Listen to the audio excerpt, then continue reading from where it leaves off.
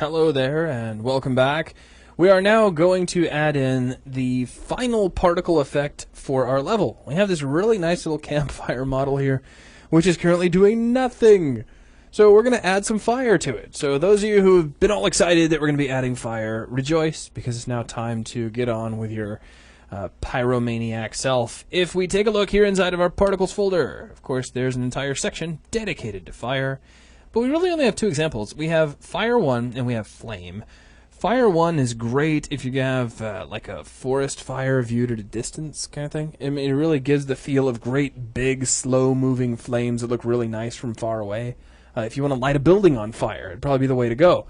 But what we need is the Flame example. So we'll just take that and drag that in right here. And you'll notice it comes with a light. And I haven't even let go of the mouse, but that's just cool to me. Just bring a little light around. I mean, I don't know. I'm easily entertained. So we'll drag that right over our fire and let go. And there we go. We're done. All right. Unfortunately, a fire this big, I mean, we'd be roasting marshmallows inside the tent. Well, I don't know. I think the tent would be just on burst flame. into flames, burn down, and leave us stranded here in the middle of the snowy wilderness. So we're going to tone this down. We're going to make some adjustments to the overall particle system. So without any further ado, let's take the flame object and expand it. Now, if you take a look here, this is a pretty involved little particle system. And this does a really good job of illustrating a point that we've already brought up twice when discussing particles. And that is that you're rarely going to be able to get the effect you want from a single particle system. You're going to have to start bringing a lot of different things together to get an overall effect, get a lot of particle systems working in concert, a lot of emitters all working together to get exactly the look you're chasing. So here we have the inner core, which if we click, we get to see that kind of move by itself. And let me go ahead and move the camera a little bit, make that a little easier to see. We have the outer core, which is the dark orangish flames on the outside. And then we have the smoke, which kind of wafts up into the sky. It's really light smoke. I mean, for a fire that big, that's some really light smoke. But that's okay. I'm not too stressed about it. Now, we also have a light source, which has nothing to do with particles. It's just a point light that has been brought in to help it look like this fire is emitting some light, which is pretty handy. But even then, you figure a fire this big, that would be a whole lot more light. Yeah, I would think there'd be a whole lot more light, because even from this distance, we'd be like singeing our eyebrows. So, let's start off with our inner core, which is the most obvious part of the flame, and let's take a look at how we can make that get a lot smaller. Now, I'm going to do the same trick we used in the previous video. I am going to unlock my inspector, which was locked at the end during the last video, and it was still locked. So I'm going to make sure that gets unlocked by clicking the little padlock that is up near the upper right corner of the Unity window, and make sure I have the inner core selected, and then re-lock that so that I can just grab the flame object, and that makes it a lot easier to see what the inner core is doing without all of those extra drawing lines getting in my way. Now, we need to change the overall size of this flame. I mean, the width down at the bottom is a bit much, sure. But the big thing here is that this fire is really, really tall. Now, the reason the flame is so tall is because the particles that make it up are living for a very long time. So what we're going to do is take the overall energy and bring it down. Right now it's set to 2. Let's just try cutting in half. Let's just go 1 by 1. And immediately our fire is nowhere near as tall as it was a second ago. Now we can also, let's see, if we take a look through all of our settings, let's see, we've got our world velocity, max emission, we have our size as well. You probably bring the size down a little bit. Let's try 1.5 by 1.5 for min and max size. And that should bring a little bit more of that shape back in, because we still had these great big particles that just weren't going very far, and so our fire started to look very blob-like. Now, something else we can do is come over here to our outer core for now, and you know, you can go back and forth as to whether or not you should do this, but we can go ahead and switch that off for the time being. Unlock your inspector. Oh yeah, that would help too. So unlock the inspector first, then go to the outer core and switch that off. And then go back to the inner core, re-lock the inspector, and this just shows us only this one aspect of it. So if you just want to get everything else out of the way, That's a nice way to do it. And since we've relocked the inspector, we can click on flame and just kind of get all those blue lines out of the way as well. So let's see. We can maybe pull that min and max size down to 1 by 1. And that's looking a little better. I think we could probably... well, there's a lot of different things we could do. Let's see here. Let's take the point of emission. Which really, to do that, we just need to grab our inner core object. I'm going to pull that down a little bit so that these flames are coming out a little bit closer to the wood source. Now, granted, the outer core is taking care of some of that, but I don't want to rely so heavily on the outer core after we've changed so much of the behavior of the fire. So I'm going to go ahead and pull this down just a little bit further. Let's go back up here to the flame. And this is already looking a lot better than it was. It's still pretty heavy, though. I mean... And it's one of those things where, like with all particle systems, you're just going to go and set values and test and set values and test. But let's try, max energy of 75. That's a little much. 0.75. And also, because we're changing the energy and decreasing it, we probably don't need as many of the particles. That's true. And our emission is set to 30 across the board, so min and max is both set to 30. Let's try pulling that down to 20 by 20. Now, what I don't want is to have a whole lot of separation so we can see each one of those texture tiles. As a matter of fact, just for sake of example, if I set this to 1 by 1, we can see each one of the little particles, and we don't want that. So let's try 20 and 20. That's not bad for starters. Now, let's see if we bring the outer core back in and start tweaking that for a while.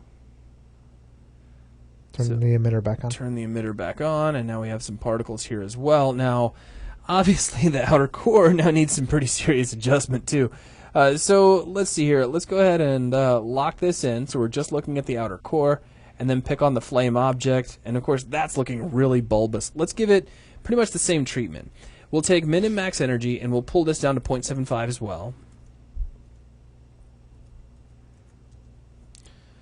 Now, min and max size, we're going to need to bring down.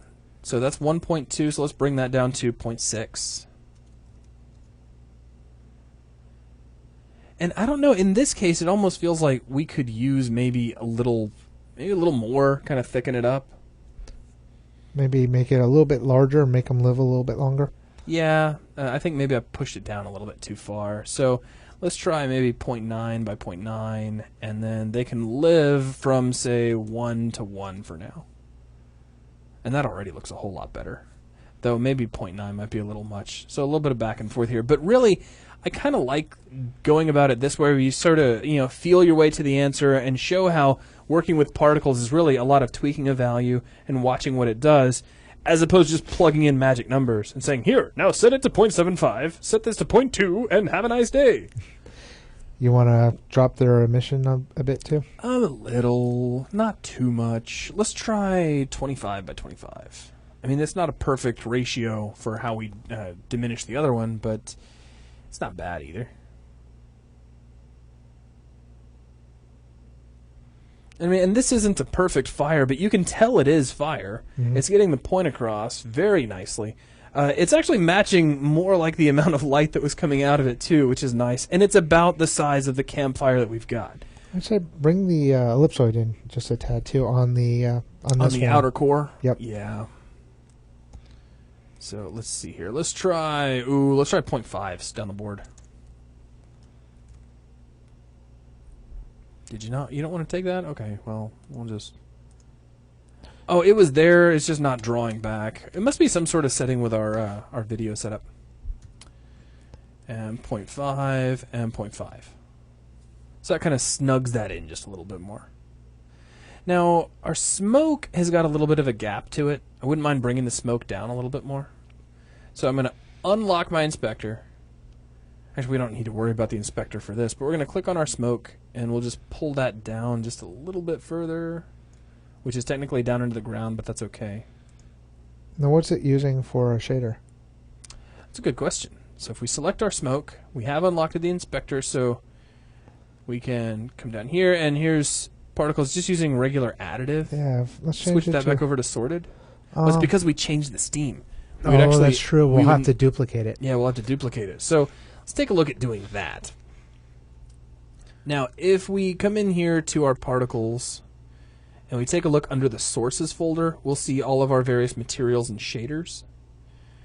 So if we expand this, here's smoke, which looks like that's the one we're using. Mm-hmm.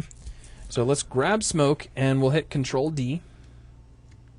And that gives us smoke 1. So let's actually take smoke 1.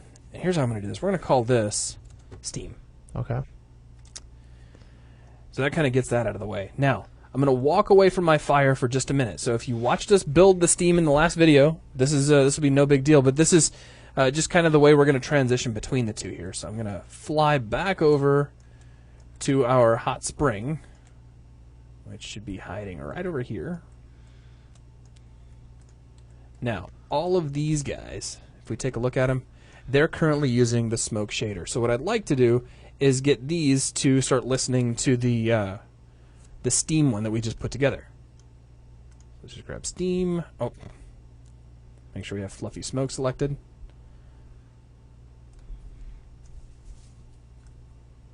And you'll have to open up the particle render tab. Oh, I thought it was already open. I wasn't even looking. I hate it when I do that. So let's scroll down, make sure particle render is open, and underneath materials, we'll see our element 0, which is currently listening to smoke, and we're just going to drag the steam right on top of that, like so. And now nothing has changed because, again, we just duplicated that material. But now we can take our original material, which was supposed to be for smoke, and we can make it look like smoke once again. Now, again, the way we did the steam originally was a little bit backwards because of this, but because we were just kind of playing around, getting used to the settings, it's actually okay. So, again, all we did was go underneath particle render, expand that. Inside of materials, we took element 0, which is the only material currently applied to those particles, and we applied our newly duplicated and renamed steam material.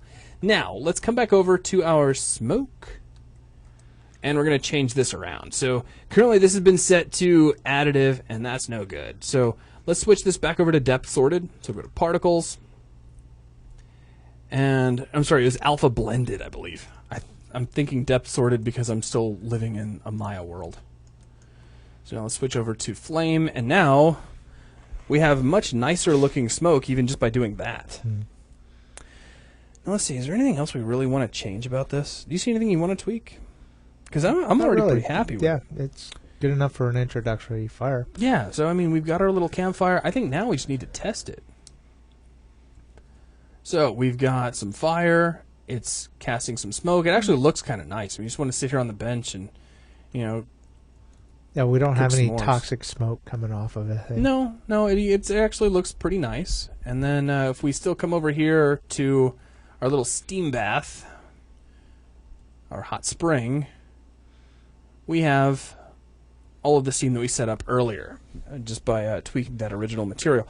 So that is not only everything I wanted to show in this video, but it's all of the particle effects that I wanted to bring into this level. So this kind of wraps up our very quick kind of hi, how you doing introduction to particles to get you acquainted with how they work and some of the ways in which you can edit them. The big thing I wanted to get across here is that you don't have to start everything from scratch if you don't want to. You got a lot of fantastic examples which already come with Unity that you can bring in and tweak to your heart's content to get whatever look you might be chasing out of. So that is going to wrap everything up for this video. Thanks a lot.